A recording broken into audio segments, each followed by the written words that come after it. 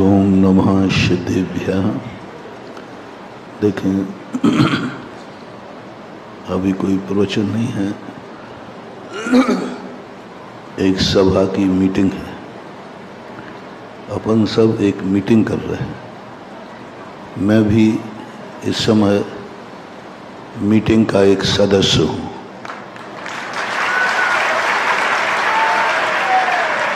और फर्क इतना है कि सदस्य होने के साथ साथ मैं सभा का सभापति हूँ। आप लोग किसी मीटिंग में बनाते ना, किसकी अध्यक्षता है? अध्यक्षता अलग से नहीं आता, उसी में से।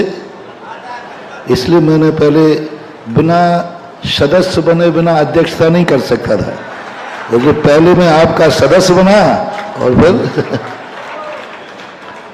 अपन बैठ करके एक बहुत बड़ी सोच लेकर के बैठे हैं। बरसों बरसों का ये सोच बहुत, लेकिन हमारे पास बहुत सोच है, बहुत विचार है, बहुत कुछ हमारे करने की मेरी उमंग है। लेकिन चूंकि हम साधु हैं, हमें एक टीम चाहिए। हर व्यक्ति मेरे पास आता है, महाराज जी आपसे हमें यह उम्मीद है, हमें यह उम्मीद है, यह उम्मीद है। मैंने कि आपकी उम्मीदों पर मैं खरा उतरूंगा, ये मुझे विश्वास है। लेकिन आप मेरी उम्मीदों में खरा उतरेंगे, ये मुझे विश्वास नहीं है।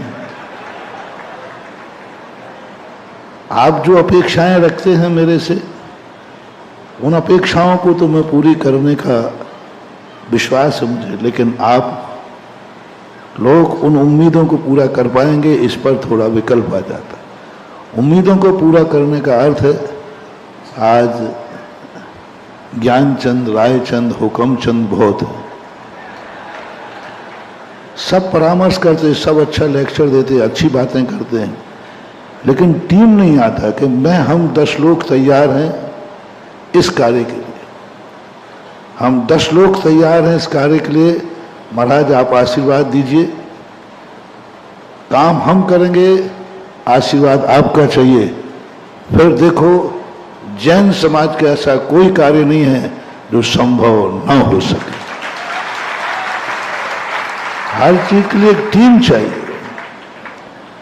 और यही स्थिति के लिए बरसों बरसों से ये कार्य के लिए तैयारी चल रही थी। एक छोटे से हाइट वाला बालक हमसे लगभग 1988 से जुड़ा हुआ है, सिरोन से, राकेश गोयल।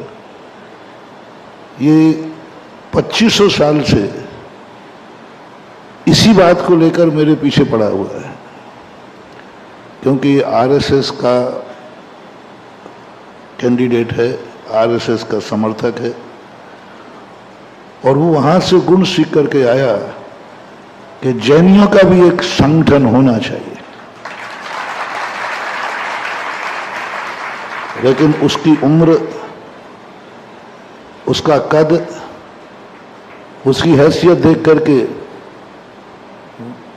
मैं इतने सालों से उसके कंधे पर इतना बड़ा भार रखने के योग्य मैं नहीं समझ पा रहा था। लेकिन इस बार तो उसने आकर के जिद्द ही कर ली। बीच में एक आया, आप आशीर्वाद दो या नहीं दो, मैं शुरू करता हूं। आशीर्वाद दो या ना दो, मैं शुरू करता हूं। और उसने शुरू किया एक छोटी सी एक तहसील से।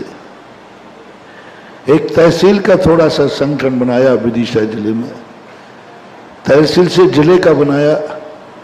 और मेरे सामने एक ग्रुप लेके आया, बोले महाराज जी मैं अब अकेला नहीं हूं, मैं एक तहसील लेके आया हूं। तो मैंने कहा अच्छा। फिर बोले नहीं, कुछ जिले के लोग भी हैं। और 5-7 लोगों के आया। बोले महाराज अब तो कुछ मेरे में आप योग्यता समझ रहे हो कि नहीं? मैंने देखा, पता नहीं क्यों आया। मैंने कहा मुझे लग रहा है कि ये कंधे तेरे बहुत बड़े भार को संभाल लेंगे, तो करो, शुरुआत करो। उस दिन उसने कहा अब मुझे प्रांत स्तरीय सम्मेलन का आशीर्वाद दो। तो मैंने कर लेना भोपाल में। बोले भोपाल में नहीं, वो तो आपके सानिध्य में होगा। हमने की राजधानी तो भोपाल है। बोले हमारी राजधानी तो जहां आप हैं वहीं। और उन्होंने कहा कि नहीं, लोगों की मांग है कि यदि यह सम्मेलन कार्यक्रम महाराज जी के सानिध्य में रखा जाए तो समाज को विश्वास है कि सम्मेलन कुछ आगे कार्य कर पाएगा। जब इन्होंने ये विश्वास व्यक्त किया तो मैंने हाँ कह दिया। और मैंने तो यूं हाँ कहा था कि अधिक से अधिक एक सम्मेलन में 200-300 लोग आ जाएंगे और 200-300 लोग बैठ करके हमने के हमारे कमरे में बातचीत कर लेंगे और निर्देशन देंगे। मुझे क्या मालूम कि हमारी दिगंबर समाज संगठन के लिए इतनी उत्साहित होती है। आपका उत्साह देख के रख रहा है कि आप बहुत दुखी हैं, बहुत त्रसित हैं। आपके बार होने वाले अत्याचारों से आप दुखी हैं। आप देख नहीं पा रहे हो अपनी समाज की दुर्दशा, आप सुन नहीं पा रहे हो अपनी समाज की दुर्दशा। आपको अपना भविष्य अंधकार में दिख रहा है, आपको अपनी पीढ़ी का भविष्य अंधकार में दिख रहा है। ये हमारे लिए आज आपका उत्साह बता रहा है। आपका उत्साह आज इतना ज्यादा, कल्पना से भी ज्यादा। राकेश ने भी यही कहा था कि नहीं 500 तो हम कर लेंगे। फिर बाद में बढ़ते बढ़ते वो तो आज वो प्रयास नहीं था, नहीं तो आज ये सागर स्थान कम पड़ जाता है। और एक बार भी मैंने नहीं बोला, यदि यहां से और अब उत्साहित हो जाता, पर आज तुम्हारा उत्साह देकर के मैं भी द्रवीभूत हुआ हूं। आज तुम्हारी वेदनाओं को देखकर मैं भी दुखी हुआ हूं। और आपकी वेदनाओं के कारण जो आपका उत्साह उमड़ा है, इससे मेरे अंदर भी जोश आया है कि आप लोग इतने ज्यादा मांग है, आज इतनी जरूरत है संगठन की। हम इतने टूट टूट कर इतने पिट चुके हैं, टूट टूट करके हम इतने लुट चुके हैं कि अब संगठित होने के अलावा कोई चारा नहीं बचा। ये उत्साह आपका बता रहा है, आपका उत्साह बता रहा है कि अब जुड़ने के अलावा, संगठन के अलावा इस दुनिया में जीने का कोई दूसरा सहारा, ना धन काम आएगा, ना ज्ञान काम आएगा, ना साधु संत काम आएंगे, ना भगवान काम आएगा। आएगा तो आज के युग में संगठन काम आएगा। हम भगवान की पूजा करते रहेंगे, भगवान काम नहीं आ पाएगा। भगवान किसी का काम नहीं करता, भगवान काम करने वालों को ताकत देता है। वो वर्कर नहीं है, वो कार्यकर्ता नहीं है, वो फील्ड पर कोई कार्य नहीं कर सकता। जैन दर्शन के साथ जिनेंद्र भगवान इस सृष्टि के कर्ता नहीं है, ना वे सृष्टि के कर्ता हैं, ना वे इसके निर्माता हैं, ना इसके वे संरक्षक हैं और ना इसके विध्वंसक हैं। जैन दर्शन के भगवान तो वो हैं जो करने वालों के लिए साहस देते हैं, करने वालों के लिए हौसला देते हैं, और करने वाले यदि उनका नाम लेते हैं तो हर कार्य करने में सफल होते हैं। तो करना तो हमें है। गुरु महाराज भी कुछ नहीं कर सकते, साधु संत भी, उनकी मर्यादाएं, उनकी सीमाएं। वे भगवान से थोड़े नीचे हैं, लेकिन बंधन वही है जो भगवान को है।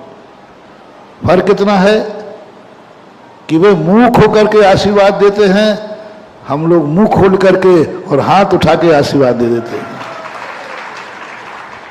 जनवाणी मां के अंदर भी कोई ज्यादा क्षमता नहीं है, उसमें सूत्र है, उसमें मंत्र है, उन मंत्रों से कुछ नहीं होने वाला सिद्ध करने वाला हो, तभी वो मंत्र कार्यकारी है। सिद्ध जिनवाणी नहीं करती, जिनवाणी मंत्र दे सकती है, सिद्ध तो हमें और आपको करना पड़ेगा। तो आज जो मांग है प्रासंगिक संगठन की, वो बहुत बड़ी मांग है। जैनियों का आज इतना बड़ा होकर के भी सब तरफ से सरकार के लिए हम सहयोग देते हैं। एक बार जैनियों किसी नेता ने कहा राजस्थान में कि महाराज जैनियों का राष्ट्र के लिए योगदान के संबंध में आप बोलिए।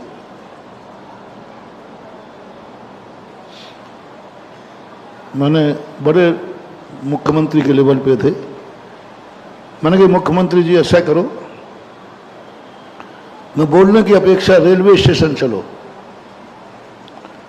बोले मेरा रेलवे स्टेशन क्यों, आप तो गाड़ी में बैठते नहीं। मैंने कहा बैठूंगा तो नहीं, चलो गाड़ी तुम रुकवाना, गाड़ी में चेकिंग तुम करवाना, किस जाति के लोग सबसे ज्यादा विदाउट टिकट मिलेंगे वही देश को राख लगा रहा है, और जिस जाति के लोग कम विदाउट टिकट मिले वही राष्ट्र का योगदान कर रहा है। मैंने कहा चलिए मैं रेलवे स्टेशन चलूंगा। और वो तो नेता थे, उन्होंने कहा महाराज नहीं जाऊंगा। मैंने क्यों? बोले आप जीत गए, मैं हार गया। मैंने क्यों? मैंने कहा ये क्या राष्ट्र का योगदान नहीं है? जैनी कितने तरीकों से राष्ट्र का योगदान कर रहा है, फिर भी आप जैनी के लिए हर चीज में पीछे करते। छापा पड़ेगा तो जैनियों पर, टैक्स लगेगा तो जैनियों पर, और सबसे ज्यादा जैनी टैक्स भरते। और जो जाति बिल्कुल भी टैक्स नहीं बनती, हमारे का टैक्स का पैसा उनके बीच में जाकर खर्च कर दिया जाता है। उनको जब इस बातों का संकेत दिया तो राजस्थान में मैंने नियम बनाया था कि दिगंबर जैन तीर्थ क्षेत्रों पर नल, बिजली और रोड सरकार देगी। तो सरकार ने कहा कि आपके पास पैसा नहीं है, तो सवाल पैसे का नहीं है, सवाल रिश्तेदारी का है। क्या हमारा सरकार से कोई संबंध नहीं है? जब सरकार से संबंध है तो हम चाहते हैं कि सरकार और समाज के बीच में संबंध बना रहे। एक नेता से मैंने कहा कि मैंने भाई आप जैनी के लिए टिकट क्यों नहीं देते? तो नेता तो बहुत सोचते आ रहे हैं, वे सोचते साधु के मुंह लगना ठीक नहीं है। उसने कहा महाराज जी दे देंगे। अरे मैंने कहा तुमने तो ऐसे बोल दिया था जेब में रखे हो। मैंने कहा दे, हाँ महाराज आप बोल देना कि महाराज जी शर्त एक है, जिसको आप टिकट दिलवाओ पूरे जैनियों का वेट उसी को मिलना चाहिए, और पूरी समाज में से आप एक नाम प्रस्तावित कर दें। मुझे थोड़ा अहंकार है तुम लोगों के ऊपर। क्या कह रहा हूं? मुझे थोड़ा अहंकार है तुम लोगों के ऊपर। मैंने कर दूंगा, क्या बात है, पूरी जैन समाज हमारे कंट्रोल में है। मैं जिसका नाम दूंगा और समाज से कह दूंगा सब वोट एक ही उसी को डालेंगे। पार्टी को नहीं मांगा उन्होंने वोट। उन्होंने कहा जो जैनी आप खड़ा करो सारे जैनियों का वोट उसी को मिलना चाहिए, और एक ही प्रतिनिधि आना चाहिए, दो नाम नहीं आना चाहिए। मुझे थोड़ा अहंकार था समाज पे, तो मैंने कह दिया हाँ हो जाएगा, समाज हमारी है, हम समाज को बोल देंगे। हमने कम से कम 6 मीटिंगें की समाज की, हम एक नाम प्रस्तुत नहीं कर पाए और समाज को नहीं मना पाए कि उसी को वोट मिलेगी तो जैनी का प्रतिनिधि करूंगा। नेता तो जानता था तुम्हारी जात। 1 महीने बाद वो बिना बुलाए आ गया, बोले महाराज टिकट किसको देना है? मैंने नीची गर्दन कर दी। मैंने कहा जिसको आपकी मर्जी हो तो दे दो। बोले महाराज हम लोगों को डांटने की अपेक्षा आप अपने घर को संगठित कीजिए, समाज को संगठित कीजिए, और जो उन्होंने 5 मिनट के अंदर हमें उपदेश दिया वो आज भी तुम्हारा संगठन देख करके वो सारी यादें याद आती। झकझोर दिया उन्होंने, और आज इसकी जरूरत है। जैसे अभी एक वक्ता ने कहा था, हम घर में कैसे ही रहें, घर में हर भाई का कमरा अलग अलग होता है, लेकिन घर के बाहर निकलने का दरवाजा एक होना चाहिए। हम कितने भी रहें, हमारा संगठन ऐसा हो और इस संगठन की एक विशेषता होना चाहिए। और ये संगठन जो आज इकट्ठा हुआ, आपका उत्साह देखकर मेरा मन भी बहुत उत्साहित है, बहुत उत्साहित है। मैं समाज को अपने साथ नहीं ले रहा हूं, मैं आज घोषणा कर रहा हूं, तुम्हारे उत्साह को देखकर हम समाज के साथ हैं।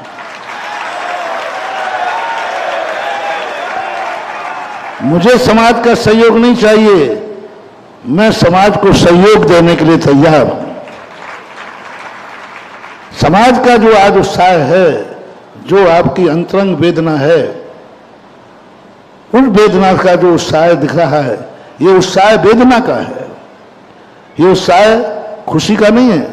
अंदर की वेदनाओं का उत्साह भी उत्साह होता है, क्योंकि जब वेदना से व्यक्ति दुखी हो जाता है तो किसी भी रूप में उसको दूर करने का उपाय की आवाज जहां से भी उठाई जाए, वेदना वाला व्यक्ति वहीं के लिए दौड़ पड़ता है। इस संगठन का सबसे पहले मैंने नियम बनाया था कि इस संगठन में कोई भी किसी भी व्यक्ति कोई वीआईपी नहीं होगा, कोई वीआईपी नहीं होगा। आरएसएस के अंदर कोई वीआईपी, राष्ट्रपति भी यदि वहां जाता है तो पहले पैंट पहन करके सामान्य जनता के बीच में बैठता है, वीआईपी नहीं। जैनियों का सबसे बड़े मंच का गरिमा है कि वीआईपी लोगों के कारण से पूरा का पूरा मंच और कार्यक्रम खराब हो जाता है उनके सम्मान में। और जिसका सम्मान हो गया और जिसका नाम छूट गया, वो लोग साहब असंतुष्ट ग्रुप का नेता हो गया। जिसका नाम छूट गया वो असंतुष्ट ग्रुप का नेता हो गया। तो सम्मान एक का करते हो, तो यह जो राष्ट्रीय समूह सम्मेलन अपन कर रहे हैं, संगठन की चर्चा कर रहे हैं, इसका पहला नियम होगा, इस मंच की जब भी मीटिंग हो, जब भी सम्मेलन हो, किसी को माला नहीं पहनाई जाएगी। मात्र प्रशासनिक व्यक्ति को यदि तुमने आमंत्रित किया है, जैसे मान लो मंत्री को या कोई कलेक्टर को आमंत्रित किया, जो इस संस्था का सदस्य होगा वह व्यक्ति इसकी मंच पर कभी माला नहीं पहनेगा। जो इसका सदस्य होगा, जो इस संगठन का सदस्य होगा, जो इस संगठन का समर्थक होगा, वो कभी मंच पर माला नहीं पहनेगा। और संगठन का नियम रहेगा, वो किसी अपने संगठन के सदस्य को कोई माला नहीं पहनाएगा, कोई वीआईपी नहीं होगा, सारे के सारे सदस्य समान होंगे।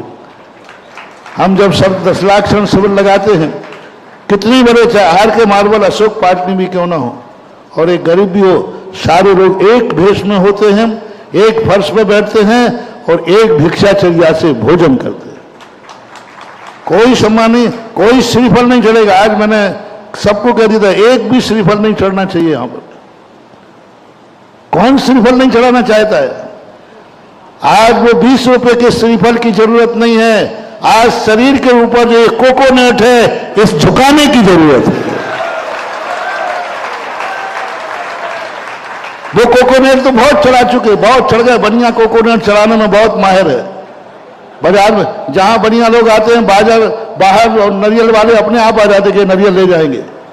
इस संगठन में उस नारियल की जरूरत नहीं है, इस नारियल में जो अपने शरीर के ऊपर जो मस्तक है, इस मस्तक की जरूरत है।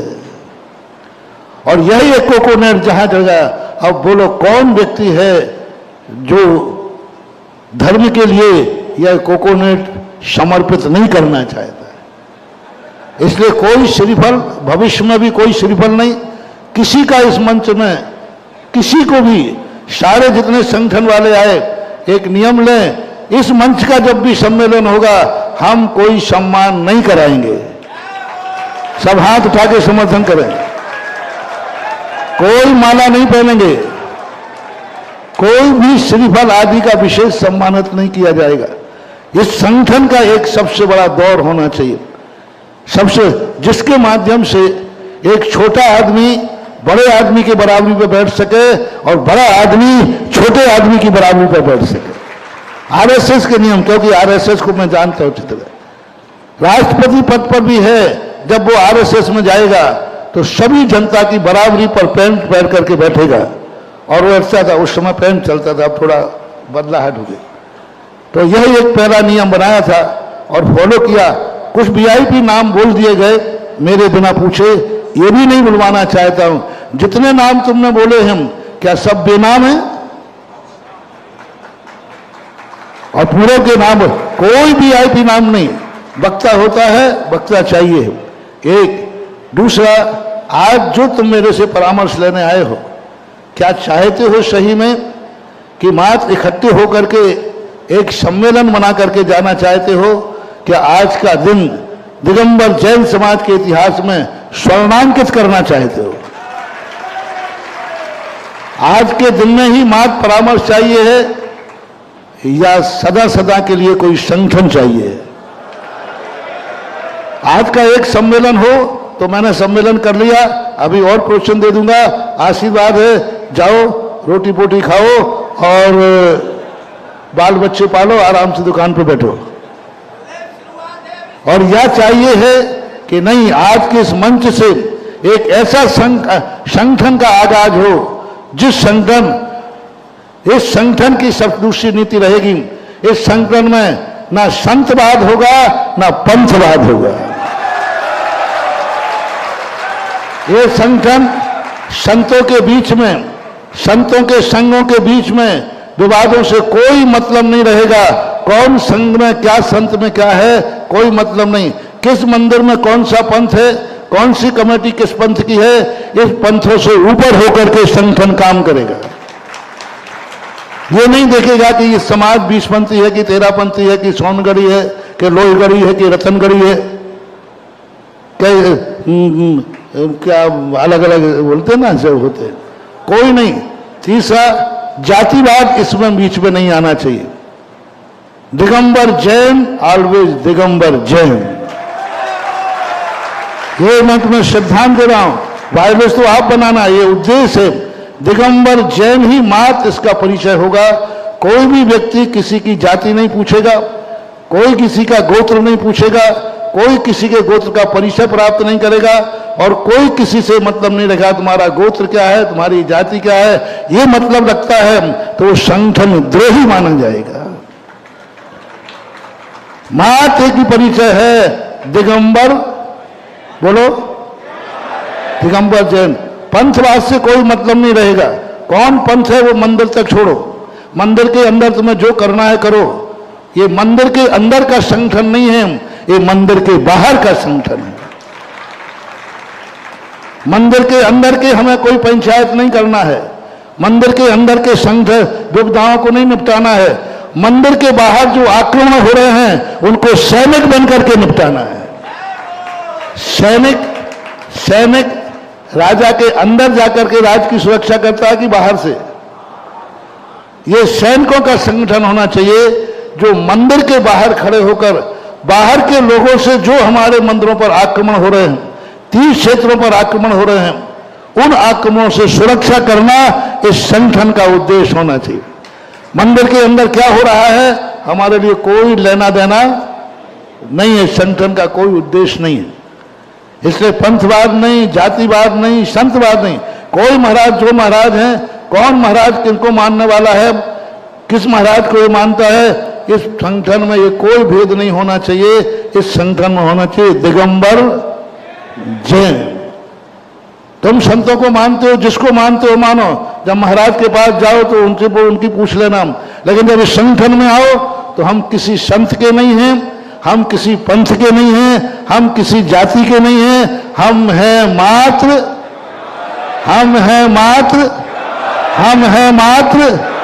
ये संगठन का एक पहला नारा होगा, हम मात्र दिगंबर जैन हैं, इसके अलावा हमारा कोई परिचय नहीं होना चाहिए। और हमें बाहर से, क्योंकि आज हमारा धर्म, आज हमारे साधु संत, आज हमारे मंदिर बाहर से असुरक्षित होते जा रहे हैं। आज कितने संकट आते आए दिन लोग में, मैं क्या करूं, किसको सुनाऊं। आज अभी हमने एक संगठन के लिए, किसी कार्य के लिए कोई बात थी चुनाव के समय, मैंने कहा मैं किसको आवाज लगाऊं, कौन है जो भारतवर्ष का नेतृत्व करता हो, जो भारतवर्ष की समाज को एक कर सकता हो। बैनर किसका लूं, जिसका बैनर लोग लेते हैं वही बैनर सीमित हो जाता है। तो एक बैनर आज के समाज के लिए चाहिए है जो पूरे भारत की जैन समाज का प्रतिनिधित्व करे। और यदि आप स्थायित्व चाहते हो तो जैसा हमारे लिए कहा गया है कि आप इसका एक बहुत बड़ा प्रारूप दें, तो आप सबकी राय हो तो एक ऐसा नाम दें जो सारे भारतवर्ष के लिए मान्य होना चाहिए। सबकी यदि राय हो तो बोले। ये सम्मेलन जो है तहसील स्तर का हो चुका है, जिला स्तर का हो चुका है, आज प्रांतीय स्तर का है और बहुत जल्दी ये भारतवर्ष भी होने की स्थिति में है। और जब भारतवर्ष की स्थिति में है तो क्यों ना नाम पूरा भारतवर्ष ये दिया जाए। बोलो, प्रांतीय दिया जाए कि भारतवर्षीय? तो भारतवर्षीय हमने कुछ नाम सोचा था, बहुत अच्छा नाम, बहुत विमर्श किया, बहुत चर्चा की, आईएएस ऑफिसरों से भी चर्चा की, सब राजनीतिक लोगों से भी चर्चा की, समाज के लोग। चर्चा करने के बाद एक नाम सब लोग 9 बार नमोकार मंत्र पढ़े कि ये नाम ऐसा हो कि भारत के लिए जैन समाज का झंडा ऊंचा उठा सके और आपका मस्तक भी ऊंचा उठ सके। 9 बार नमोकार मंत्र पढ़े, ऐसा नाम निकला।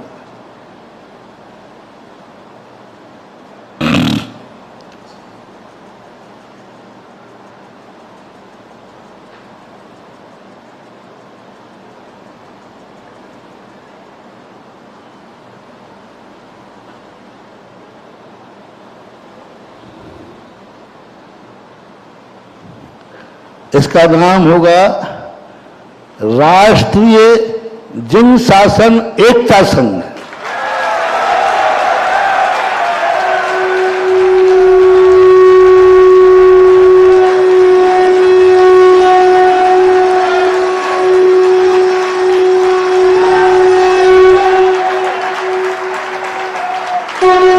हम नाम बोलेंगे, आप जयवंत होना। जिन शासन एकता संघ, जिन शासन एकता संघ, जिन शासन एकता संघ,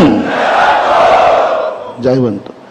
और इसमें शपथ लेना है आपको, गांधी जी वाली शपथ नहीं, सुभाष चंद्र बोस वाली शपथ लेना है। और सुभाष चंद्र बोस वाली शपथ का अर्थ है दीपक के सामने हाथ करना, जलते हुए खून के लौथड़े गिर जाएं, जब तक प्रार्थना पूरी नहीं होगी हाथ नहीं हटेगा। सुभाष चंद्र बोस का एक निश्चित समय होता था और उस प्रार्थना तक आपको हाथ रखना है। उसमें यदि आपका हाथ जल करके लौथड़े गिरने लग जाए तो जब तक प्रार्थना पूरी नहीं होगी तब तक आपका हाथ नहीं हटेगा। इतनी हिम्मत हो तो फिर इस संगठन के लिए हम बहुत बड़ा आशीर्वाद दें कि सैगन संगठन जयवंत रहे, जयवंत रहे। क्या है इतनी ताकत? बस ये बहुत बड़ी चीज है, बहुत बड़े। इसका एक ध्वज होगा, ध्वज जो होगा इसके ध्वज में इसका रंग केसरिया होगा और ध्वज के एक तरफ लिखा रहेगा 3 लोक का नक्शा और ऊपर रहेगा अहिंसा परमो धर्म, नीचे रहेगा परस्पर उपद्रव जीवानाम और ऊपर लिखा रहेगा इस संगठन का नारा होगा कलऊ एकता बलम। जो पूज्यवर भीमसेन स्वामी ने 1000-1500 वर्ष पहले इस कलिकाल के लिए दिया था, उसका नाम है कलऊ एकता बलम।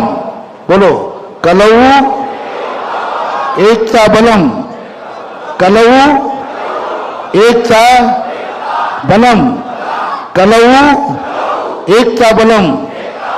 अर्थ है कलिकाल में एकता ही बल है।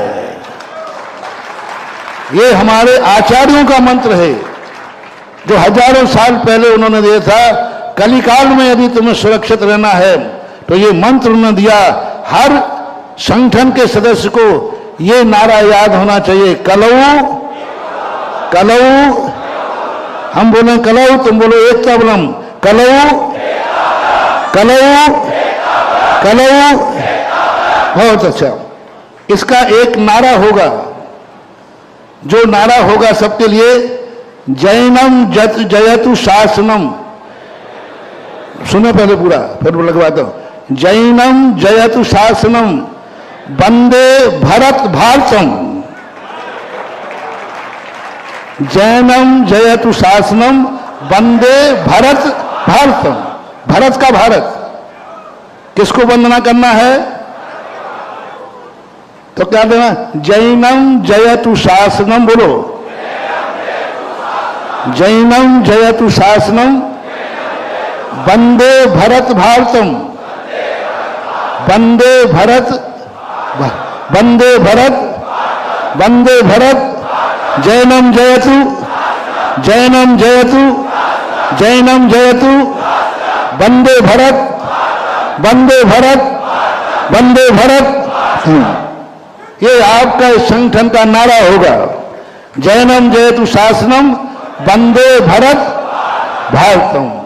वंदे भरत, हाँ, इसका अर्थ है जैन शासन जयवंत हो और भरत का भारत नमस्कार। भरत भरते भारत, भरत भारतम वंदे, वंदे भरत भारतम, इसका नारा होगा।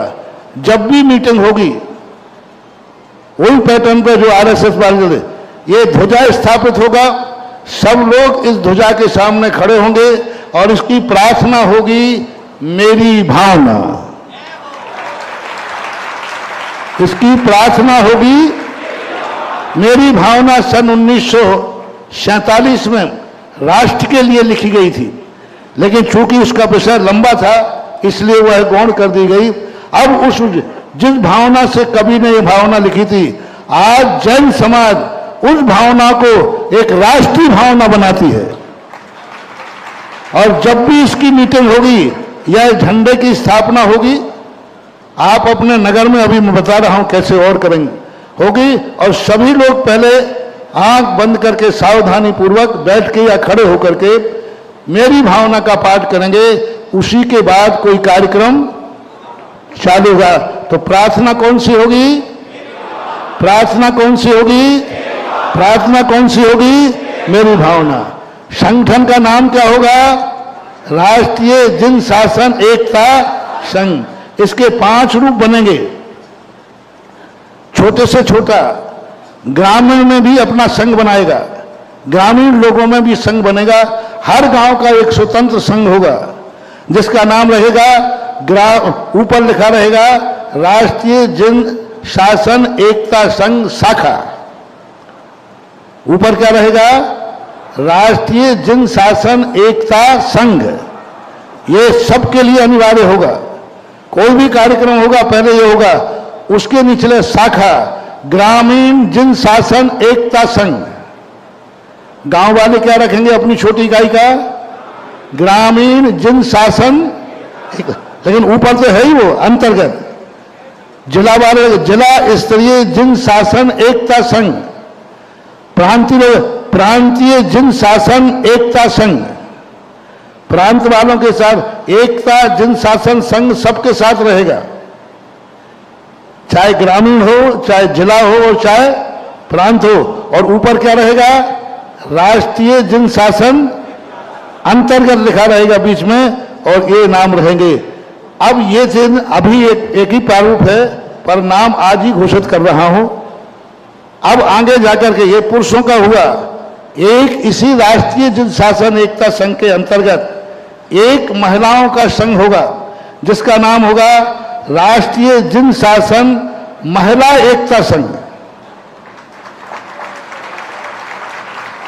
राष्ट्रीय जन शासन महिला एकता संघ। और युवाओं का होगा राष्ट्रीय जन शासन युवा एकता संघ। इनके अंदर जो छोटी छोटी इकाइयों का संगठन होगा उनके लिए वितरण कर दिया। तो ये संगठन का स्वरूप होगा। बोलो मंजूर है? मंजूर है? मंजूर है? हाँ, 3 बार बोल दिया। सावधान।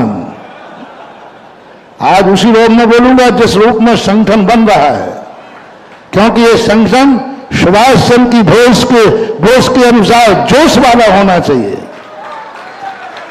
जिसमें जोश भी हो और होश भी हो।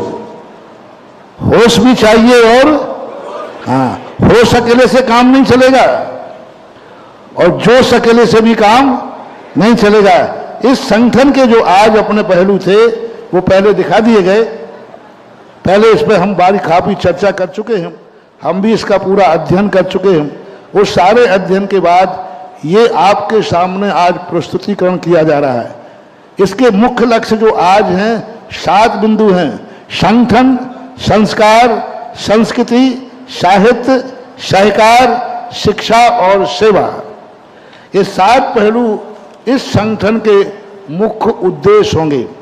पहला, संगठन में हमने बता दिया कि जो आपको ग्रामीण स्तरीय, जिला स्तरीय और प्रांत स्तरीय, ये त्रिस्तरीय उप संगठन होंगे। एक अलग संगठन होगा। ये सब छोटे संगठन अपने अपने गांव के स्तर पर बनाएंगे, अपने गांव के लोगों को जोड़ करके कोई वहां चुनाव करेंगे, कोई प्रमुख बनाएंगे और उन्हीं का काम होगा। जिला स्तरीय या प्रांत स्तरीय उस चुनाव में कोई दखल नहीं करेंगे। हाँ, कोई विशेष आवश्यकता पड़ेगी तो राष्ट्रीय एकता संघ के मुख्य पदाधिकारियों को शपथ के लिए या व्यवस्था के लिए बुलाया, लेकिन इन उप संगठनों को राष्ट्रीय एकता संघ का पूर्णतः आदेश पालन करना होगा। उनका जो आदेश होगा वही आदेश आपको पालन करना पड़ेगा। आपका कोई अलग से उद्देश्य नहीं होगा, आपका अलग से कोई वायलेज नहीं होगा, आपका अलग से कोई कानून नहीं होगा, आपका अलग से कोई विधान नहीं होगा। राष्ट्रीय जिन शासन एकता संघ का विधान ही आपका विधान होगा। कोई अलग से संस्था नहीं बनेगी, एक ही रजिस्ट्रेशन होगा, एक ही वायलेज होगा। एक ही वायलेज में ग्रामीण, जिला स्तरीय, प्रांतीय, महिला, युवा सब एक ही विधान में और एक ही कानून में चलेंगे और एक ही झंडा होगा और मौका पड़ने पर डंडा भी एक ही होगा। झंडा के झंडे से काम नहीं चलता, झंडा भी एक होगा और डंडा भी एक होगा। वो डंडा भी राष्ट्रीय एकता मंच से दिया जाएगा और झंडा भी राष्ट्रीय एकता मंच से दिया जाएगा। आपका झंडा नहीं होगा, झंडा राष्ट्रीय एकता मंच के कार्यालय से आपको मिलेगा और वो ही वहां से झंडा आपका रजिस्टर राष्ट्रीय एकता मंच के कार्यालय में होगा। वहां से आपको कुछ सिंबल मिलेंगे, कुल ध्वजा मिलेगी, डंडा भी मिलेगा, एक कानून की किताब भी मिलेगी और बहुत सारे चीजें वो हम निश्चित करेंगे, क्योंकि अभी तो प्रारंभिक है, अभी इसमें संशोधन तो हाँ अभी तो छोटा सा कानून बन रहा है, बाद में तो जाकर के इसका बहुत बड़ी चीजें जुड़ेंगी। राष्ट्रीय स्तर पर विस्तार है तो महिला युवा का हमने बता ही दिया। निरंतर गतिविधियों का इन मंडलों का सबसे बड़ा काम होगा। 24 घंटे में ये अपनी संस्थाएं अपने अपने स्तर पर मंदिर में, धर्मशालाओं में, किसी स्थान पर होकर के सुबह आत्मा साहब को ध्वज बंधन करेंगे, वहां मेरी प्रार्थना करेंगे। योगा, जिम्स, व्यायामशालाएं आदि उस सबको होंगी, लेकिन जो भी जिम खोल कर जाएगा, जो भी व्यायामशाला खोलेगा, उस ध्वज के सामने नतमस्तक होगा, उसके बाद वो जाके कार्यक्रम चालू करेगा। तो हर ग्राम के अंदर आपका प्रत्येक व्यक्ति 24 घंटे में शाखा उपस्थित होना अनिवार्य होगा। किसी कारणवश कोई नहीं आते हैं, चाहे एक व्यक्ति आए, लेकिन शाखा प्रतिदिन कहीं ना कहीं लगेगी। चाहे 15 मिनट को लगे, चाहे 10 मिनट को लगे, चाहे ध्वज लग करके मेरी भावना करके चले जाओ। समय नहीं है, कहीं जल्दी जाना है तो एक व्यक्ति आएगा, ध्वज स्थापित करेगा, मेरी भावना पड़ेगा, नारा लगाएगा, जैनम जयतु, वंदे भारत, ये नारा लगा करके और चला जाएगा। लेकिन उपस्थित प्रतिदिन हर शाखा का ध्वज बंधन होना अनिवार्य होगा ही होना। चाहे भले पूरे लोग, मान लो आपके 25 लोग हैं, कोई नहीं आए, 2 आ गए, 1 आ गया, जो उसका प्रमुख रहेगा उसको तो आना अनिवार्य होगा। और इससे क्या होगा कि प्रतिदिन यदि आपका ये ध्वज जीवित रहा तो आपकी समाज में एक जागृति बनी रहेगी। आपने आरएसएस वालों को देखा, वो यही काम करते हैं, कहीं भी जाके ध्वज स्थापित करते हैं, उसके सामने सूर्य आदि नमस्कार करते हैं और आ जाते हैं। तो संस्था बन जाती है लेकिन जीवित नहीं रह पाती, क्योंकि उसको निरंतर भोजन नहीं मिल पाता। निरंतर भोजन न मिल पाने के कारण संस्थाएं बनती हैं और डूब जाती हैं। इसलिए संस्थाएं वहां पर होना चाहिए, और ये संस्थाएं अपने नगरों में बड़े स्तरों पर आवश्यक रूप से अनुषंगिक, सांस्कृतिक आदि कार्यक्रम करेंगे। और संगठन के रूप में आप अपने, जैसे अभी तहसीलदार सब खड़े हुए थे, आप लोगों को एक प्रशासनिक, जितने भी पढ़े लिखे समाज हैं उनको अपनी शाखाओं में जरूर स्थान देना चाहिए। चाहे वो आईएएस ऑफिसर हों, चाहे वो तहसीलदार के स्तर के हों, चाहे पुलिस वाले हों, चाहे इंजीनियर हों, चाहे डॉक्टर्स हों, ये शाखाएं अपने नगरों में समय समय पर ऐसे लोगों का एक सम्मेलन करते रहना चाहिए। मान लो जिला स्तरीय है तो जिला स्तरीय यहाँ जैन कितने सर्विस में है अच्छी पोस्टों पर, उनका एक संगठन कम से कम साल भर में एक उनका सम्मेलन करके उनके विचार जाने और उनको भी अवगत कराएं। आप भली बड़े ओहदे पर पहुंच गए हो, लेकिन आप हो, आपका जन्म जैन समाज में हुआ है, आपका जैन समाज के प्रति भी कर्तव्य है। यदि प्रशासनिक ऑफिसर समाज से जुड़ा रहेगा तो वो समाज को कहीं ना कहीं काम आएगा। जो बड़े ऑफिसर बन जाते हैं प्रायः उनका समाज से संबंध टूट जाता है। जो मजिस्ट्रेट बन जाते हैं उनका समाज से संबंध टूट जाता है।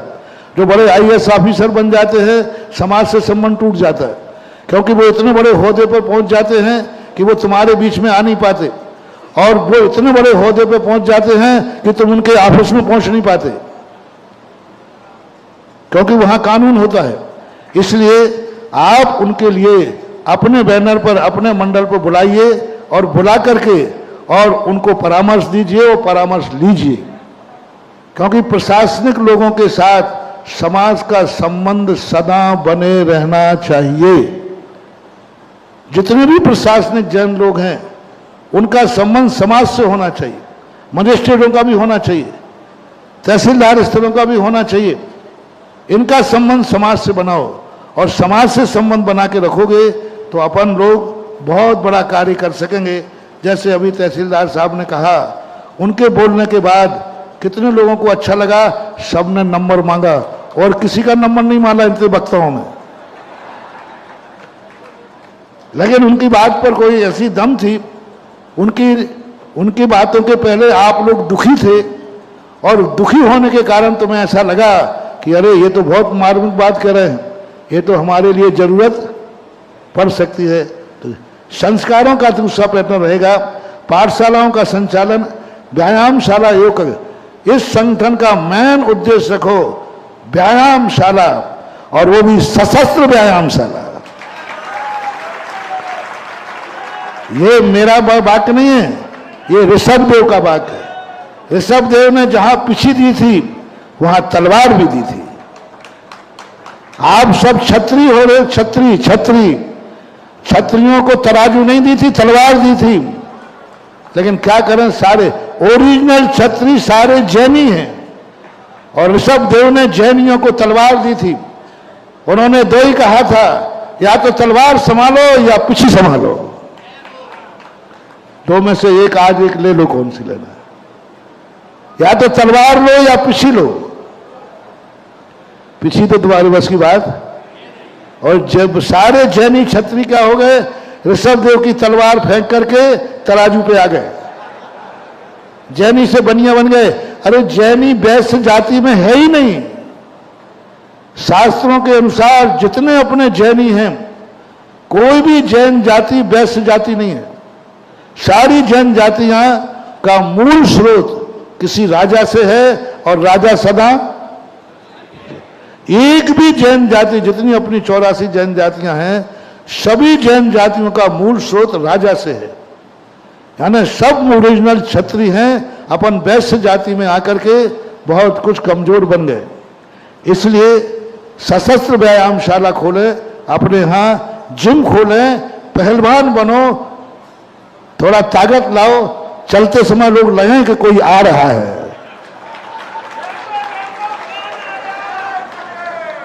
तो इस प्रकार की व्यायामशालाएं, योग की कक्षाएं आदि लगा करके साधुओं के विहार आदि संबंध में व्यवस्थाएं करना, संस्कार शिविरों का आयोजन करना, जैसे गर्मी की छुट्टियां आती हैं उनमें समाज को संस्कारित करने के लिए शिविर लगाइए। भगवान आदिनाथ को विशेष प्रचारित करना जरूरी है, क्योंकि लोग महावीर स्वामी को अपन ने इतना प्रचारित कर दिया, अपन ने गलत नहीं किया, लेकिन लोगों ने ये मान लिया कि जैन धर्म के संस्थापक महावीर, और महावीर स्वामी यानी 2500 वर्ष पहले ही जैन धर्म की स्थापना हुई। दुनिया को ये दिखाना है कि महावीर तो अंतिम शासक थे, इसके पहले इस युग के 23 शासक और हो चुके। आदिनाथ का युग लाना है, और आदिनाथ के युग को जीवित करोगे तो भरत चक्रवर्ती जीवित होगा, और भरत चक्रवर्ती जीवित होगा तो भारत जीवित होगा, और भारत नाम बताएगा कि भरत चक्रवर्ती था जो जैन तीर्थंकर ऋषभ देव का पुत्र था। तो ये श्रृंखलाएं एक दूसरे से जुड़ी हैं। आदिनाथ भगवान के विशेष महोत्सवों को प्रोत्साहित करना इस संगठन का महत्व होना चाहिए। महावीर जयंती को तो सभी लोग मनाते ही हैं, लेकिन इस संगठन का मुख्य उद्देश्य आज ही जन्म हुआ था 1925 में। आरएसएस का जन्म आज ही हुआ था। तो इस प्रकार से आदिनाथ भगवान की जयंती, मोक्ष कल्याणक आदिनाथ भगवान के साहित्य पर गोष्ठियां इस संगठन का संस्कार रूप दूसरा उद्देश्य होना चाहिए। हमारे जैन समाज की ओरिजिनल जनगणना करना चाहिए। इस संगठन को अभी पहला उद्देश्य संगठन की जनगणना करने का होना चाहिए, पूरी समाज की जनगणना। आज सरकार की जनगणना हमारी सही नहीं आ रही, क्योंकि हमारे कितने लोग जैन नहीं लिखते हैं, गोत्र लिखते हैं, वो सब जैनियों में गर्भित नहीं होते। कोई भी प्राय 90% पूरा दक्षिण भारत कोई जैन नहीं लिखता, सब उपनाम लिखते हैं। राजस्थान में सब पूरी समाज, खंडेलवाल समाज पूरी जैन नहीं लिखती, पाटनी, कासलीवाल आदि ये शब्द गोत्र लगते हैं। तो जैन शब्द का जो हमारी ओरिजिनल जनगणना हमारी खुद की होना चाहिए, और इस संगठन को एक अभियान लेके चलना चाहिए।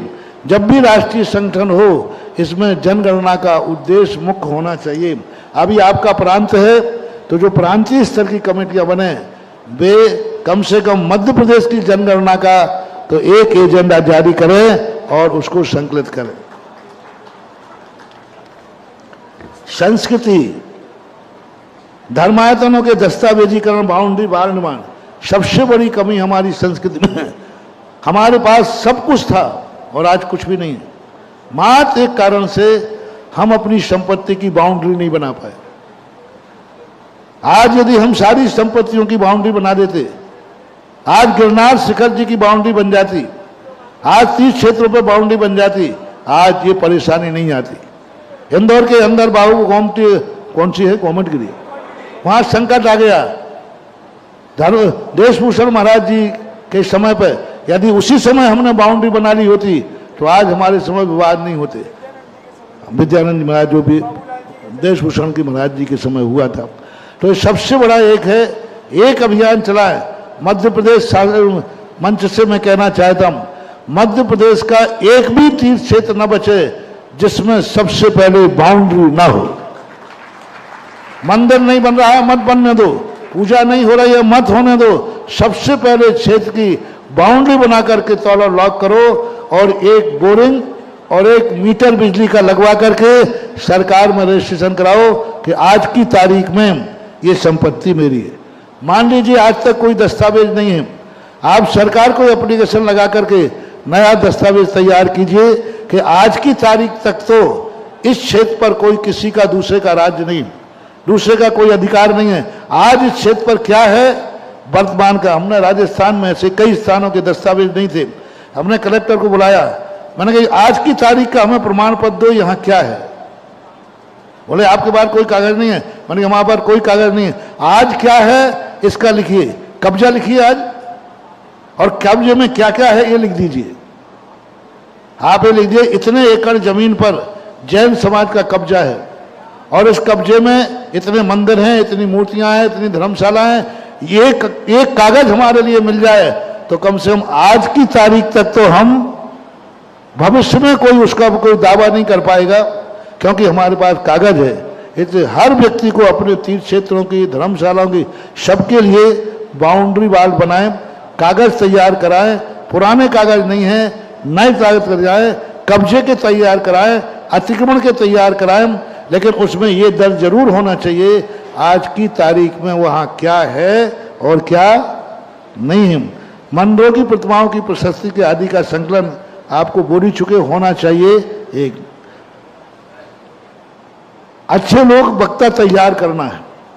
जैन समाज के संगठन का उद्देश्य आरएसएस का सबसे बड़ी बुलंदी है आवाज। आरएसएस की सबसे बड़ी बुलंदी है आवाज। उनके पास ऐसे ऐसे वक्ता हैं जहां खड़े हो जाते हैं, मंच को हिला देते हैं और सभा को हिला देते हैं। तो इस संगठन के पास ऐसे वक्ता होना चाहिए, अमित पड़रिया जैसे।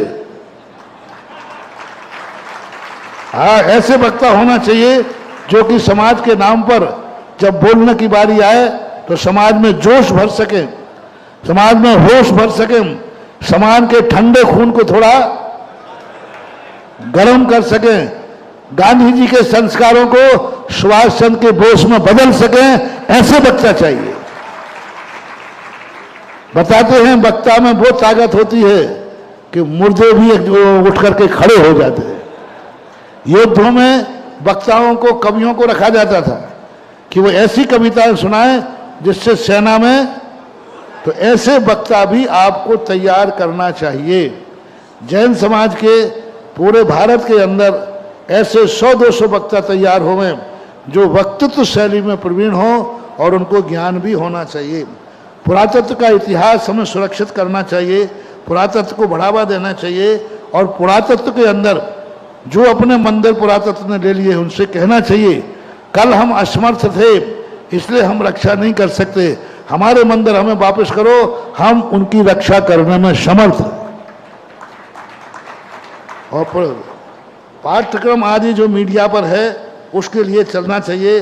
और एक साहित्य, जैन कथाओं का प्रकाशन, एनिमेशन, मंदिरों में चित्रण आदि सबसे बड़ा अभी साहित्य के संबंध में एक कार्य आपको करना चाहिए। जितने भी जैन स्कूल हैं, नैतिक शिक्षा के नाम पर छूट है। पहली LKG से लेकर हर क्लास का एक जैन धर्म का कोर्स होना चाहिए। हम इतने विद्यालय चला रहे हैं, वहां हम कोई जैन धर्म की नमोकार मंत्र भी नहीं पढ़ सकते। जैन स्कूल है क्योंकि आज CBSE कोर्स का है, कोई धर्म की बात वहां नहीं सुना सकते। अरे धर्म की नहीं सुनाएंगे, हम नैतिक शिक्षा के नाम से सुनाएंगे। हम नमोकार मंत्र धर्म के नाम से नहीं सुनाएंगे, हम नैतिक शिक्षा संस्कार के नाम से सुनाएंगे, जिससे बुद्धि बढ़ती है, साहस बढ़ता है। ऐसे आइटम उसका देंगे। बुद्धि और साहस बढ़ाने वाला मंत्र जैन धर्म का नहीं। हम कथा देंगे तो उस कथा को संस्कार के रूप में बदलेंगे, लेकिन जैन कथा होना चाहिए। कथाओं का नाम का रूपांतरण, राष्ट्रपति शंकर दयाल शर्मा ने एक बार कहा था कि यदि भगवान के महावीर के 5 सिद्धांतों पर जैन शब्द का लोग विकल्प न करें तो इन 5 सिद्धांत में विश्व की हर समस्या का समाधान है। बात इसलिए लोग नहीं करते हैं, अरे ये तो जैनियों के सूत्र हैं। जैन विशेषण लगने से वह सब लोग गड़बड़। अपन जैन विशेषण हटा करके 5 महाशील व्रतों को हम नैतिक शिक्षा के रूप में, अहिंसा से राष्ट्रीय चेतना, सत्य से सामाजिक सुधार, आचौर्य से जीवन दान, अब्रह्म से, ब्रह्मचर्य से समाज का नैतिक उत्थान, परिग्रह से समाजवाद, समाजवाद का सूत्र अपरिग्रहवाद। अपन न लगे जैन धर्म का सूत्र, क्या लिखे? साम्यवाद, साम्यवाद का सूत्र अपरिग्रहवाद। अपन ना करें कि अपन कोई ब्रह्मचारी बना रहे हैं, अपन ये करें कि ब्रह्मचर्य समाज के नैतिक पतन से रोकता है। और उसमें लिखें बलात्कार, रेप आदि जो हैं, ये ब्रह्मचर्य व्रत का प्रचार होगा तो ये सब रुक जाएंगे। हम चोरी के लिए नैतिक शिक्षा दे दें, हम सबके लिए दे सकते हैं। तो एक नैतिक शिक्षा का कोर्स हम 3-4 सालों से प्रयास कर रहे हैं। हमारे स्नातक परिषद से भी हमने कहा था, लेकिन ये लोग सब बातें करके जाते हैं, काम कुछ नहीं करते। आप लोग करें, कोई भी करें, एक नैतिक शिक्षा का पूरा कोर्स होना चाहिए एमए तक का, LKG से शुरू हो और MA तक का कोर्स चले। अभी अपने पास जैन स्कूल 12वीं कक्षा तक ज़्यादा है, तो 12 कक्षा का कोर्स चलाएं। कुछ विश्वविद्यालय अपने हैं, जैसे मुरादाबाद में यूनिवर्सिटी मुरादाबाद में है तीर्थंकर, उसके अंदर आप उनका कोर्स तैयार कर दीजिए, हम पूरी यूनिवर्सिटी में हर क्लास में अनिवार्य कर देंगे। तो ऐसा कोर्स तैयार करना चाहिए। प्राकृत भाषाओं को जीवित रखना है, प्राकृत भाषाओं को अपन को प्रयास करना है यूनिवर्सिटियों में। अभी कानपुर के अंदर ऐसा किया गया। विज्ञान गणित आदियों में जो विद्यार्थी अच्छे नंबर लाते हैं उनको पुरस्कृत करना चाहिए।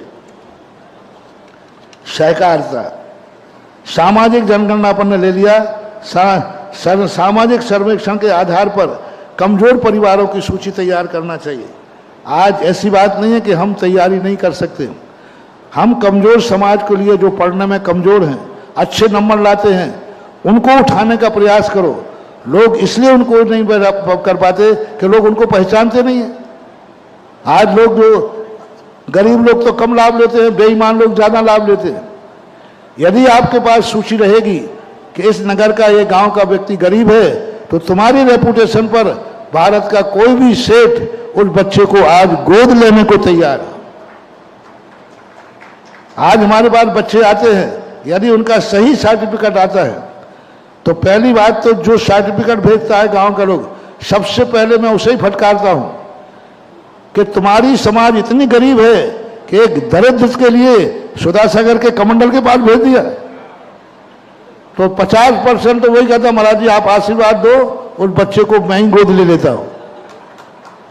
क्योंकि हमारी समाज, हर गांव की समाज इतनी परसेंटेज में समर्थ है कि अपने पड़ोसी गरीब को कम से कम उस बच्चे को पढ़ा तो सकती है।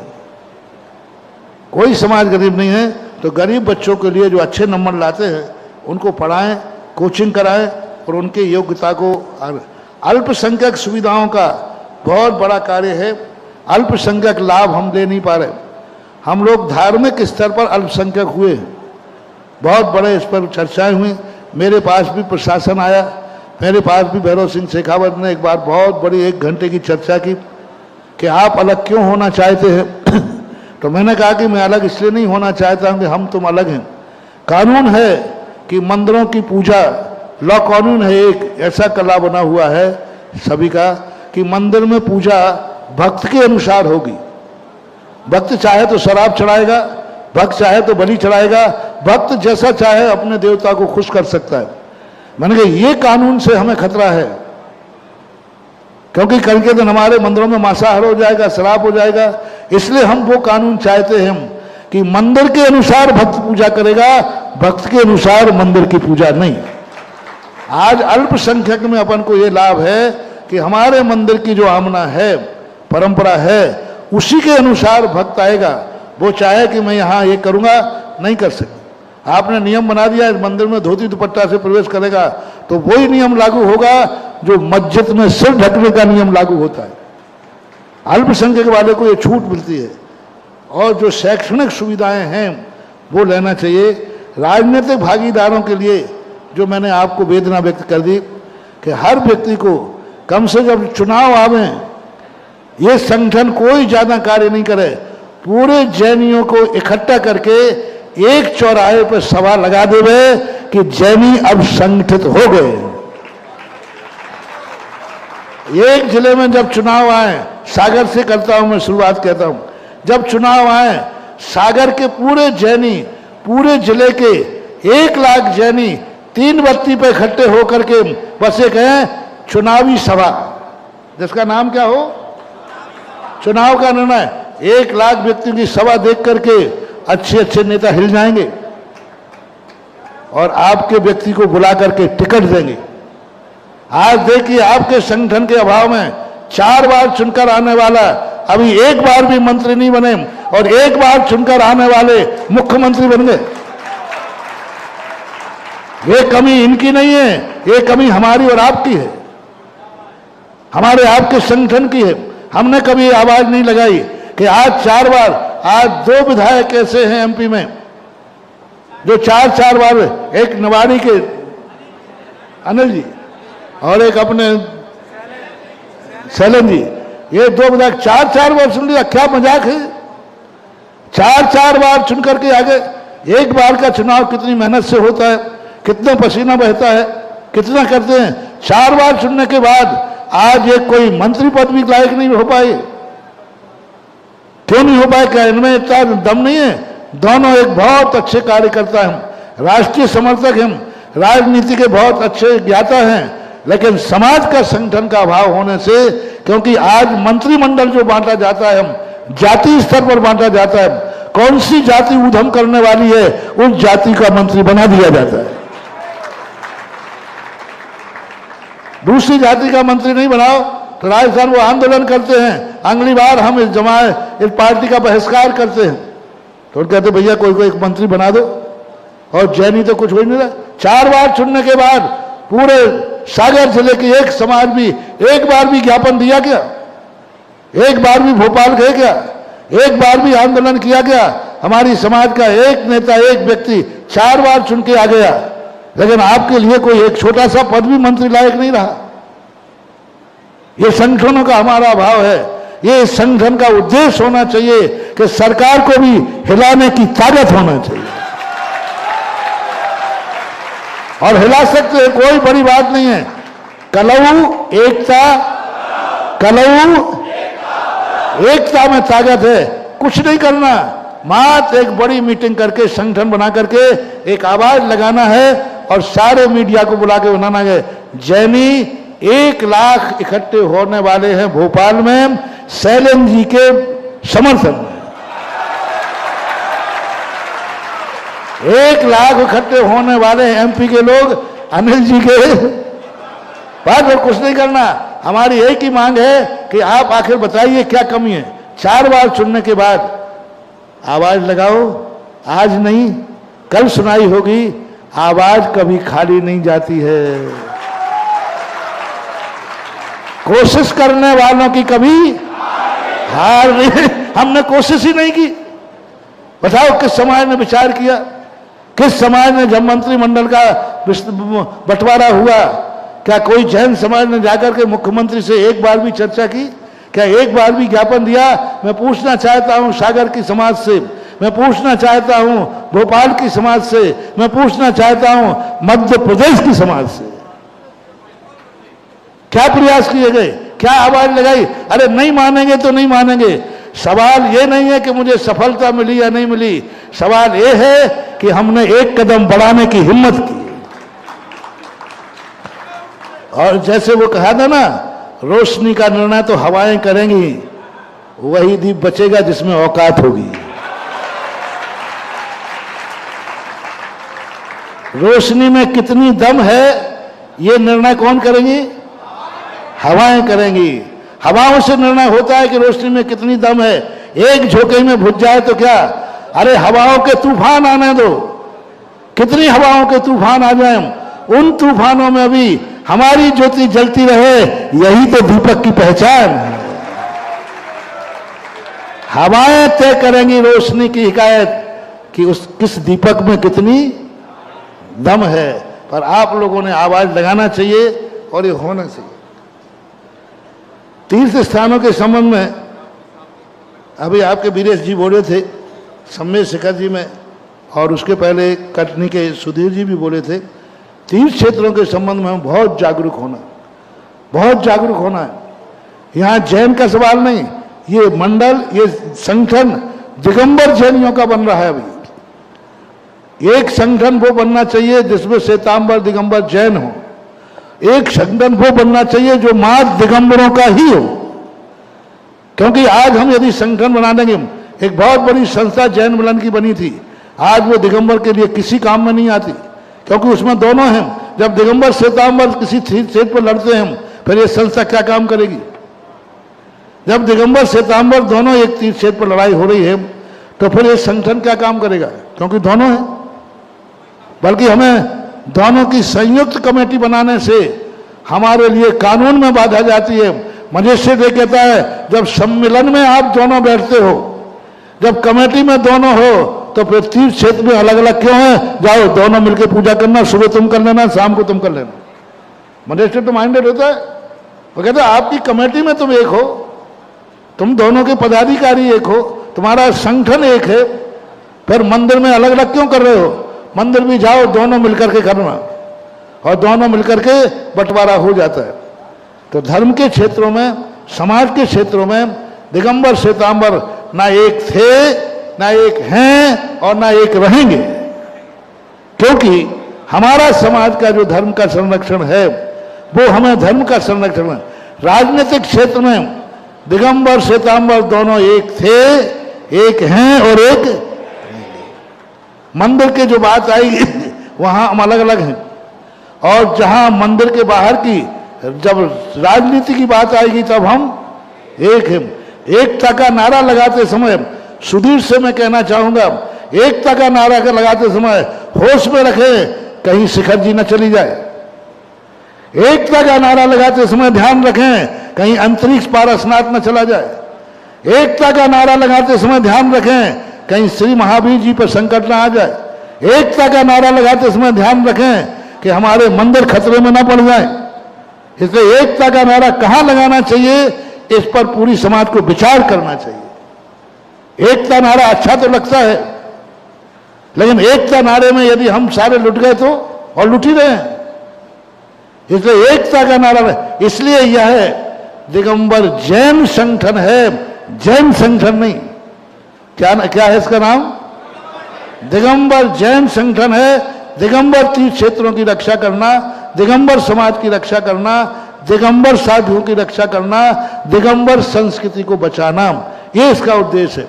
हाँ, एक और हमने बनाया संगठन जो जैन राजनीतिक चेतना मंच, नाम आगे पीछे हो सकता है, जैन राजनीतिक चेतना मंच, उसके में दिगंबर श्वेतांबर सब एक हैं। वो भी मेरे सामने हुआ, उसका भी नाम मैंने दिया। उसमें हम करते हैं आओ दिगंबर श्वेतांबर भाई भाई, लेकिन उसका नाम क्या दिया है?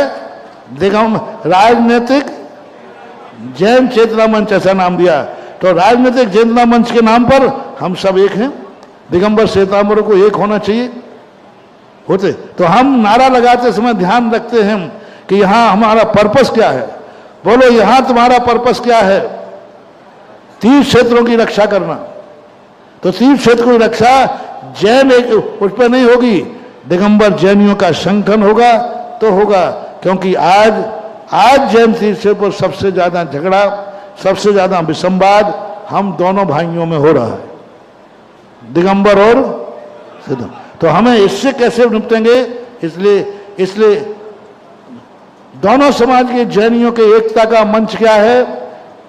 जैन राजनीतिक, आप लोग भी ज्ञान कर लें। कोई कहे कि भाई ऐसा मंच बनाओ जिसमें दिगंबर श्वेतांबर एक हों, तो आप उसका नाम क्या देना? जैन राजनीतिक चेतना मंच। वो सबके लिए एक है। और ये जो राष्ट्रीय जन शासन एकता मंच है, ये किनका है? बोलो ना, दिगंबर जैनियों का है। इसलिए विवाह आदियों में आज बहुत अराजकता हो रही है। विवाह आदि आज विधर्मी, विजाति, ये आज बहुत स्थितियां चल रही हैं। संगठन इससे सावधान रहे। विजाति और विधर्मियों के बीच में जो संबंध हो रहे हैं, इनको बढ़ावा नहीं देना चाहिए। इसको बढ़ावा देने से दिगंबर को बहुत खतरा है, बहुत खतरा है। और इसकी समस्या पर विचार करना चाहिए और इसके ऊपर समाज को संबोधित करें और उनकी समस्याओं पर विचार करें और समस्याओं पर विचार करके उसको सुलझाने का प्रयास करें। शिक्षा के क्षेत्र में जैन संस्थाओं में संचालित पाठ्यक्रम, अहिंसा संबंधी विषय वस्तु और जो हमने जो अभी कहा है नैतिक शिक्षा का कोर्स तैयार करना चाहिए। आदर्श विद्यालय खोलना सबसे बड़ी चीज है। जितने हायर एजुकेशन के स्कूल हैं वे ज़्यादातर नॉन वेज के हैं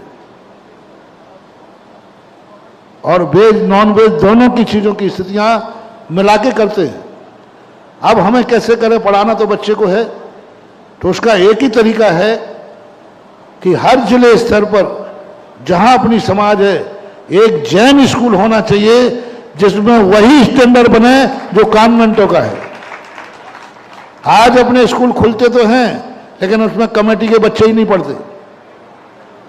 स्कूल में जब कमेटियां बनती है तो मैं पूछता हूं, मैंने आजकल उसी स्कूल को आशीर्वाद देता हूं जो कमेटी आती है तो हम पूछते हैं आपके बच्चे कहां पढ़ते हैं? बोले दूसरे, इसमें क्यों नहीं? बोले हमें बच्चों की जिंदगी खराब करना है क्या? अरे भाई दूसरों की जिंदगी खराब क्यों कर रहे हो? तो जिस पदाधिकारियों के बच्चे उस स्कूल में पढ़ते हों उसी स्कूल को मेरा आशीर्वाद है। और क्योंकि जब पदाधिकारी के पढ़ेंगे तो स्कूल का, अच्छा, तो ऐसे स्कूल खोलो जिसमें पदाधिकारी को खुद अपने बच्चे को पढ़ाने का भाव आवे। अच्छे बड़े स्कूल, गरीबों के स्कूल मत खोलो, अमीरों के लिए स्कूल खोलो। समाज भ्रष्ट गरीबों से नहीं होती है, समाज को भ्रष्ट होती है अमीरों से। अमीर लोग क्योंकि उनके बच्चे के पास, उनके पास पैसा है, वो बहुत बड़े स्कूलों में भेजेंगे जहां वेज और नॉन वेज दोनों होते हैं। तो हमें स्कूलों को खोलना चाहिए। आज धर्म के बहुत बुरे संस्कार दे रहे हैं। आप जब कॉन्वेंटों में खुद भेजते हैं स्कूलों को, वो नमोकार मन सीख के नहीं आता, वो क्रॉस सीख के आता है। और 90% कॉन्वेंट जो होते हैं मांसाहारी होते हैं। कम से कम जैनियों के बच्चे उन स्कूलों में ना पढ़ें जिनका मैनेजमेंट मांसाहारी हो। प्रशासनिक, विधायक, न्यायपालिका, पत्रकारिता आदि क्षेत्रों में अपनी पृष्ठभूमि तैयार करना आज मीडिया का जमाना है। मीडिया के लिए पेपर, पत्रकारिता आदि में सक्रियता रखना चाहिए, क्योंकि आज इसके बिना सारा विश्व आज एक मीडिया पर ही टिका हुआ है। शिक्षकों का उन्मुखीकरण होना चाहिए। विद्यार्थियों को वार्षिक सम्मान, शिक्षण आदि देना चाहिए।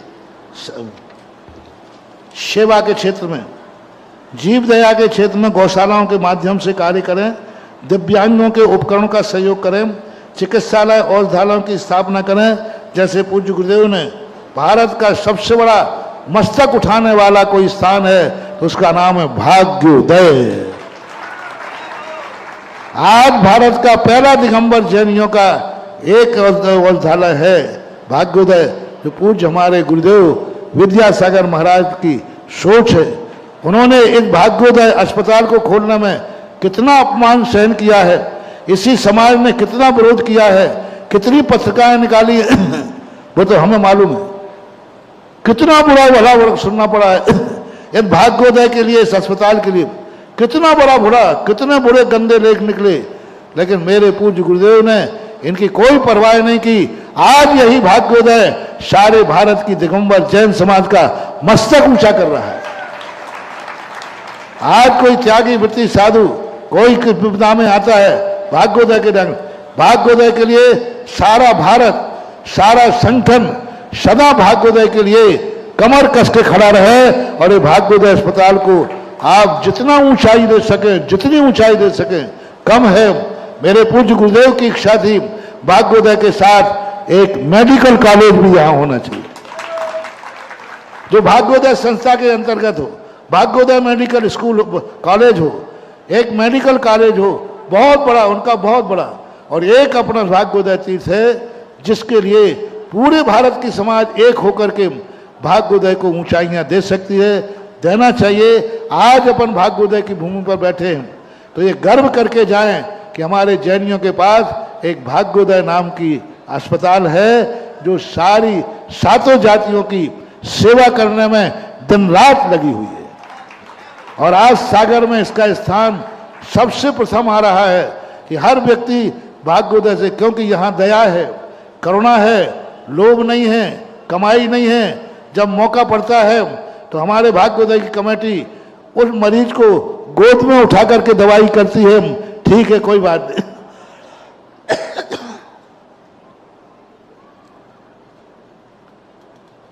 सेवा के रूप में समाज के लिए हमने पहले बता दिया, गरीबों के लिए, सर्व समाज के लिए, अपने जैन समाज के द्वारा सभी समाजों के लिए कोई ना कोई ऐसा सोशल कार्य होना चाहिए।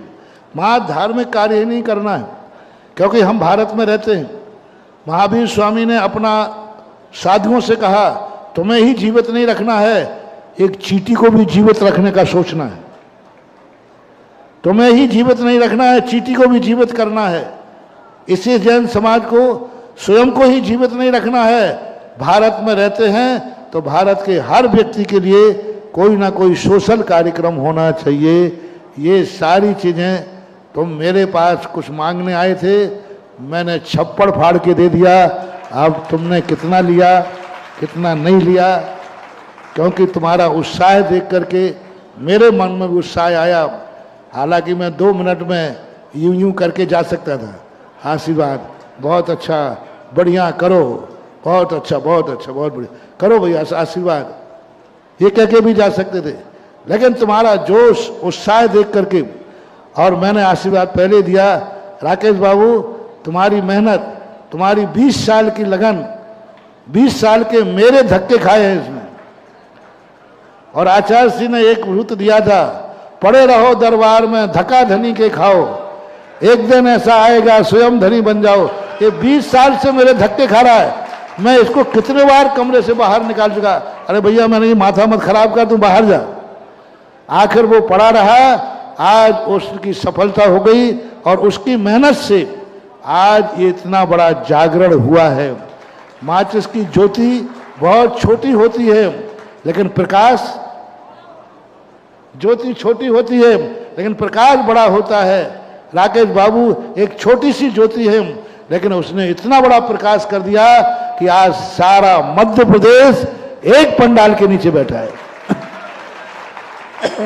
आगे की क्या गतिविधियां होंगी, क्या वायलेज होगा, क्या बनाना है, ये तो अब आप लोग बैठ करके ही कार्य करेंगे, क्योंकि वो कार्य हमारे द्वारा होना संभव नहीं है। हमारा तो एक ही बात है, ये संगठन समस्त विवादों से दूर रहे और एक समाज के उत्थान के संबंध में सोचे। नकारात्मक सोच नहीं, पावर थिंकिंग, पॉजिटिव थिंकिंग। दूसरा क्या, पॉजिटिव थिंकिंग इस संगठन का सूत्र होना चाहिए और पॉजिटिव थिंकिंग ही नहीं पावर थिंकिंग होना चाहिए। पॉजिटिव थिंकिंग के बाद यदि पावर थिंकिंग नहीं है तो मात्र हम कल्पनाएं करके ले जाएंगे। और पॉजिटिव थिंकिंग होना जरूरी है लेकिन तुरंत पावर थिंकिंग होना चाहिए। तो ये पावर के लिए आज मेरे पास आए हैं। लो मैं सबके सामने ऐसे किसी से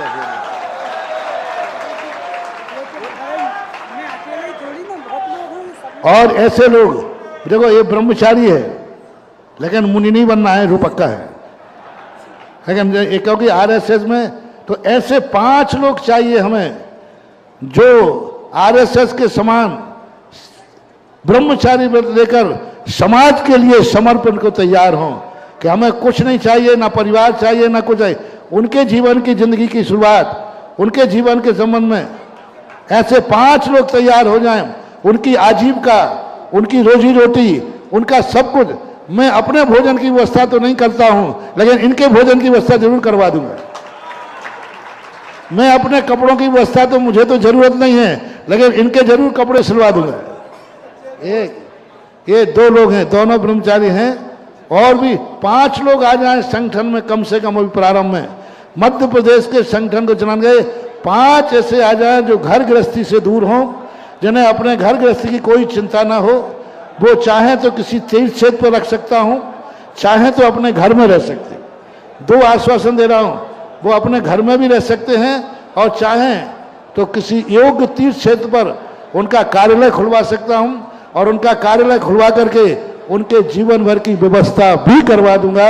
ऐसा मैं तुम्हें भावना रूप देता हूं। 1 2 ये तो है ही, हिमांशु भी है सामने आ रहा है लेकिन 5 ब्रह्मचारी चाहिए पहले मुझे।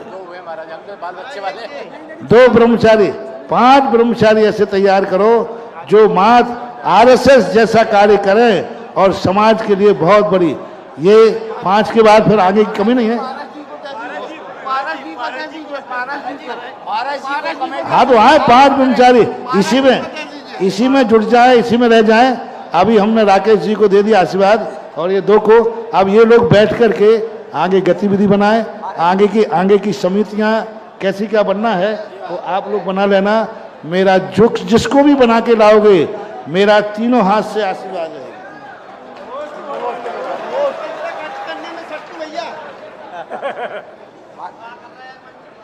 ओम शांति।